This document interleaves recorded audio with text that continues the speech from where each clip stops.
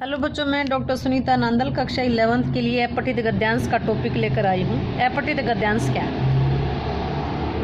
11th और 12th दोनों में ये टॉपिक आता है। तो आइए इसकी प्रैक्टिस करते हैं। सबसे पहले जो गद्यांश दिया गया उसकी 2 बार रीडिंग लेंगे। भारतीय किसान सीधा सादा जीवन यापन करता। कैसा जीवन? सीधा सादा।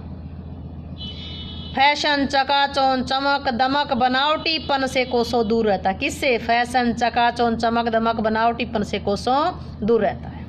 उसका भीतर बाहर एक जैसा होता है, दिखावटीपन नहीं होता। उसका चरित्र दोहरा नहीं होता। वह धरती की छाती को अपने परिश्रम के जल से सींचता है, मेहनत करता है। उत्पन्न फूल फल फसलें दूसरों में बांट देता है। लू सर्दी वर्षा की परवाह किए बिना कार्य करता है। इसके बावजूद वह गरीबी में जीवन जीने के लिए विवश है, मजबूर है। पूरी मेहनत के बाद भी भरपेट भोजन नहीं कर पाता। उसके पास साधनों का अभाव रहता है। एक रीडिंग और लेते हैं। भारतीय किसान सीधा सादा जीवन यापन करता है।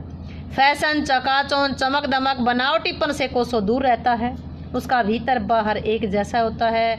उसका चरित्र दोहरा नहीं होता। वह धरती की छाती को अपने परिश्रम के जल से सींचता है। उससे उत्पन्न फूल फल फसलें दूसरों में बांट देता है। लू सर्दी वर्षा की परवाह किए बिना कार्य करता है। इसके बावजूद वह गरीबी में जीवन जीने के लिए विवश है, मजबूर है। पूरी मेहनत के बाद भी भरपेट भोजन नहीं कर पाता, तब उसके पास साधनों का अभाव रहता है। रीडिंग ले चुके। आइए प्रश्न देते। प्रस्तुत गद्यांश का शीर्षक लिखिए। किसका जिक्र हुआ है? किसान का। कौन से किसान का? भारतीय किसान का। हेडिंग क्या है? भारतीय किसान। भारतीय किसान की विशेषता क्या है? कहाँ आया था? विशेषता क्या है? फैशन चकाचौंध चमक दमक बनावटीपन से कोसों दूर है। उसका भीतर बाहर एक होता है। उसका चरित्र दोहरा नहीं होता। किसान का जीवन में कष्ट साध्य क्यों है? क्योंकि लू सर्दी वर्षा की परवाह किए बिना कार्य करता है। किसान की आर्थिक स्थिति कैसी है? कि पूरी मेहनत के बाद भी उसे भरपेट भोजन नहीं मिल पाता। उसके पास साधनों का अभाव रहता है। उम्मीद है कि आपने इस गद्यांश के प्रश्न बहुत ही आसान था, आसानी से छांट लिए होंगे। अगला गद्यांश देखते हैं। जो शिव की सेवा करना चाहता है उसे पहले उसकी संतानों की और इस संसार के सारे जीवों की सेवा करनी चाहिए। फिर जो शिव की सेवा करना चाहता है तो संसार के जीवों की सेवा करो। शास्त्रों में कहा है कि जो भगवान के सेवकों की सहायता करते हैं वे भगवान के सबसे बड़े सेवक होते हैं। निस्वार्थता ही धर्म की कसौटी है। जिसमें निस्वार्थता की मात्रा अधिक है वह अधिक आध्यात्मिक संपन्न है और शिव के अधिक निकट है। यदि कोई स्वार्थी है तो उसे फिर चाहे मंदिरों के कितने ही दर्शन क्यों न किए हों, सारे तीर्थों में क्यों न घूमा हो, अपने को चीते के समान क्यों न रंग डाला हो, फिर भी वह शिव से बहुत दूर है। जो शिव को दीनहीन में दुर्बल में रोगी में देखता है वही वास्तव में शिव की उपासना करता है, शिव की पूजा करता है। जो शिव को केवल मूर्ति में देखता है उसकी उपासना तो केवल दिखावा है, प्रारंभिक है। एक रीडिंग फिर लेते हैं। जो शिव की सेवा करना चाहता है उसे पहले उसकी संतानों की और इस संसार के सारे जीवों की सेवा करनी चाहिए। शास्त्रों ने कहा है कि जो भगवान के सेवकों की सहायता करते हैं भगवान के बड़े सेवक हैं। निस्वार्थता ही धर्म की कसौटी है। जिसमें निस्वार्थता की मात्रा अधिक है वह अधिक आध्यात्मिक संपन्न है, शिव के अधिक निकट है। यदि कोई स्वार्थी है तो उसने अपने आप को चाहे कितने मंदिरों के दर्शन क्यों न किए हो, चाहे कितने तीर्थों में क्यों न घूम लिया हो, अपने आप को कितने चित्ते के समान रंग लिया हो, फिर भी वो शिव से बहुत दूर है।